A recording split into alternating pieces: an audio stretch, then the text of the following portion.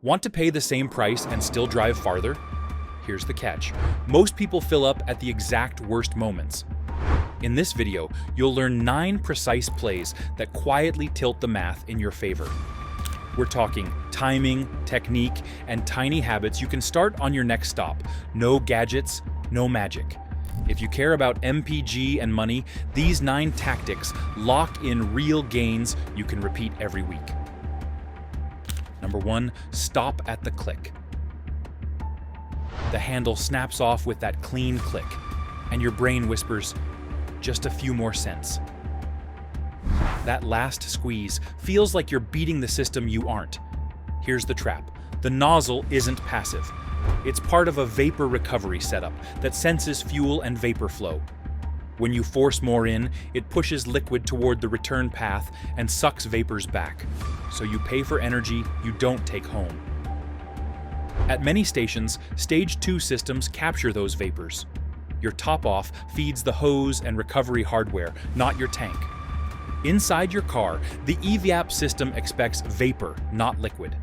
Overfilling can flood the charcoal canister, trip a check engine light, and throw evaporative emissions faults. Shops see canister and valve replacements that run into the hundreds. And the EPA and automakers warn about spillage, vapor loss, and damage from topping off. Let the click be the finish line.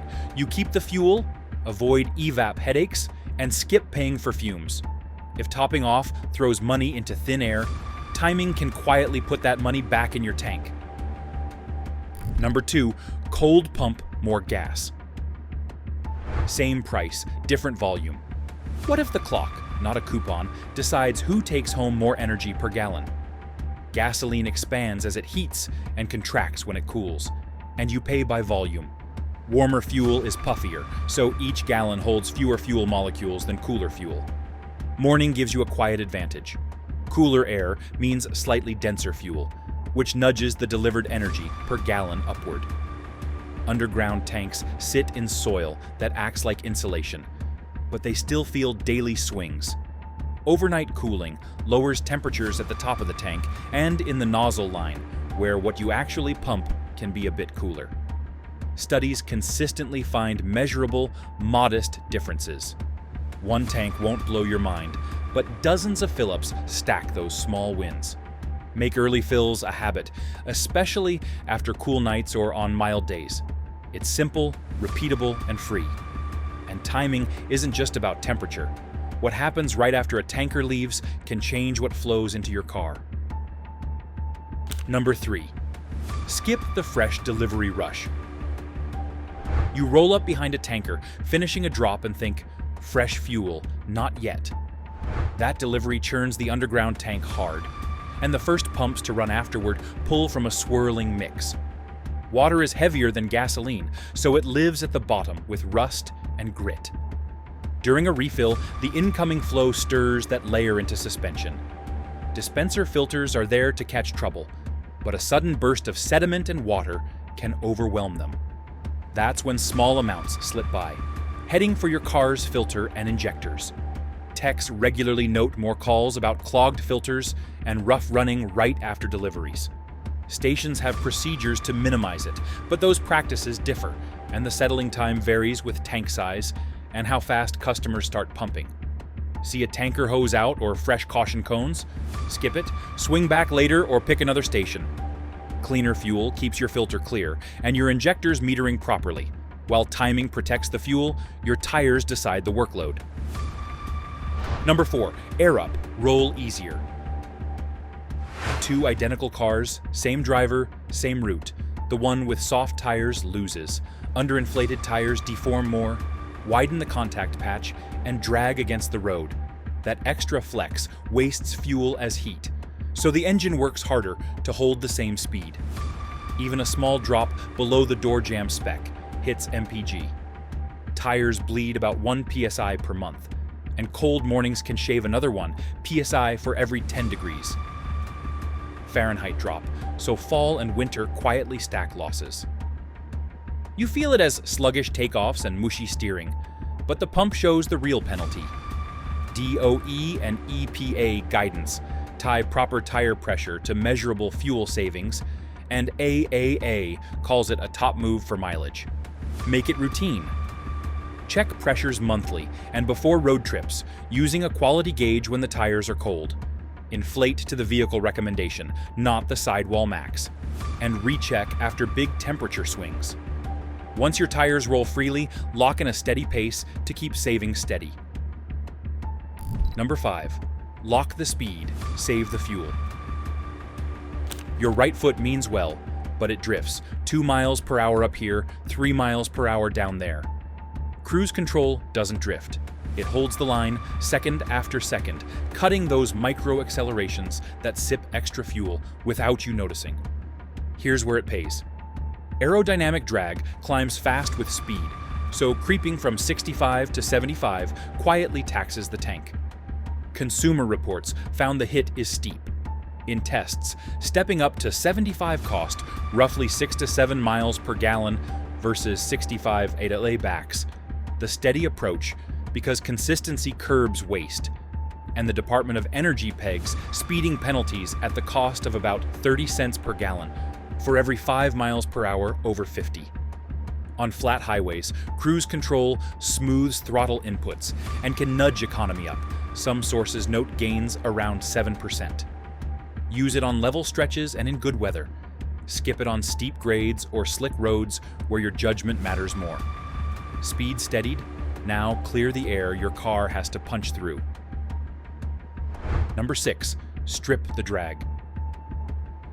The quiet thief on road trips isn't the engine, it's the wind. When you bolt a rack or a cargo box to the roof and forget it, the air turns into a toll booth that charges you every mile, especially at highway speeds. Roof gear adds frontal area and creates messy airflow that the engine must fight. Tests show even empty racks cut efficiency. Consumer reports measured losses on both sedans and SUVs. Add a rooftop box and the hit grows, with documented drops of several miles per gallon. Throw bikes on top and the penalty spikes further.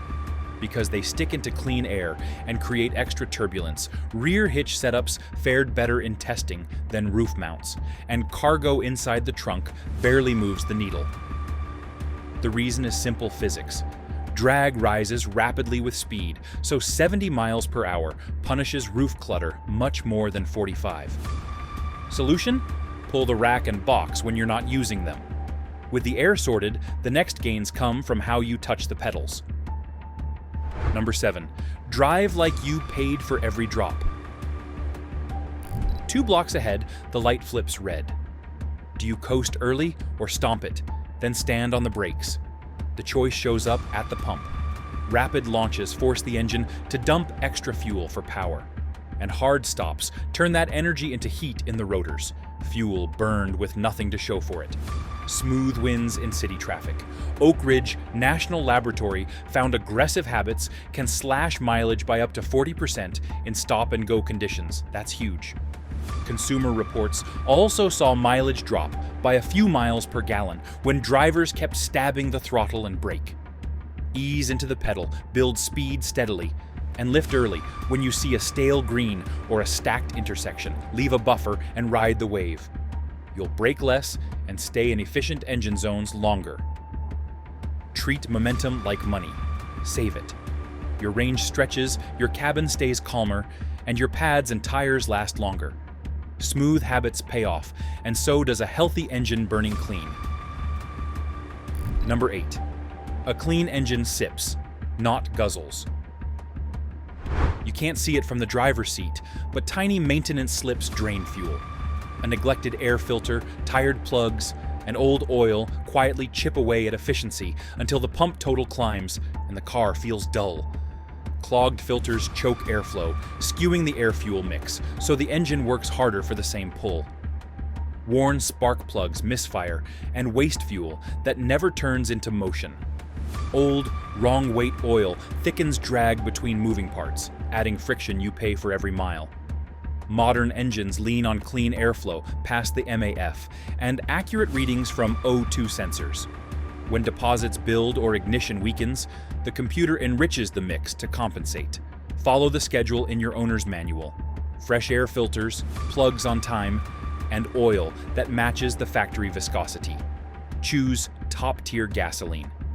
Its detergents help keep injectors and intake valves clean and restore efficiency over time. Keep it clean and in spec, and the engine sips, not guzzles. Finally, there's a habit that burns fuel while going nowhere. Number 9. Kill the idle. Parked with the engine humming feels harmless. It isn't.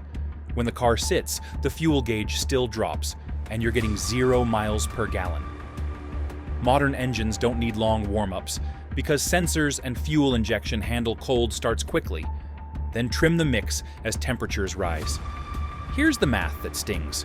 Idling can burn 1/4 to 1/2 gallon per hour, depending on engine size and AC use. The Department of Energy notes a restart typically uses about 10 seconds worth of fuel. So if you're waiting longer than that, shutting off saves money.